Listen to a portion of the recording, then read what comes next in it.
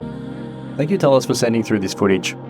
And great work on getting your stroke to this point with the swimming you've done. I'm going to add here, I love the arm swing recovery you have. It takes me a very long time to teach people to swim like this after they believe they need a high elbow and perfect hand placement. Get into some choppy water or change your rating, that extra velocity in the swing is going to come in handy. Okay, let's have a look at some items that are going to convert into speed. The first thing we'll look at is changing your body posture in the water. When you're swimming, we want to try and imagine there's a centre line running from the tip of your head through to your hips. This line will become the axis that you can roll efficiently on.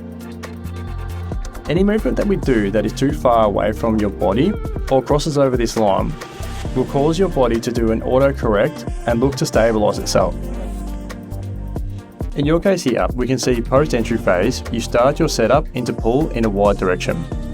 The first and big issue with this is your hips drift out, causing you to move laterally rather than rolling. The counter move here is that big kick you have to do. The next issue with this wide stroke is the power.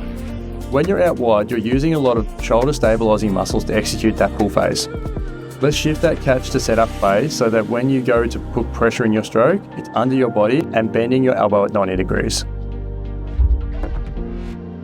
Let's drop your eyeline as well. In this position, we can see that your entry phase becomes an issue. Normally when your eyeline is up, we see a drop in your hips, but because you go so deep in your stroke, it is forcing your hips up to the surface already. As your hand goes into the water, we can see your first movement is down and with a straight arm. Now this opens up a gap between the side of your head and your shoulder. I'll show you a clip of a client I've just filmed to show you exactly what I'm talking about. After your hand enters the water, the first movement you're doing is pressing down with a straight arm and causing you to drag your shoulder down in the water. And this causes the vertical movement. Not to mention, it opens up a large amount of resistance as you go to produce drive in a forward direction. Now because that shoulder gets dragged down, it causes that gap to open up and then the resistance becomes high as you begin to pull. This blood pull is forcing you to release the pressure and let your arm go out to the side, out wide.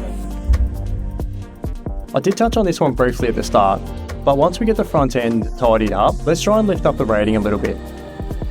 Nothing generates speed in swimming more than cadence. Currently your stroke is sitting around 60 strokes per minute, but with that little stall out the front. We will be able to lift this to 65 to 70 pretty easy. Follow link below for the second part of this video.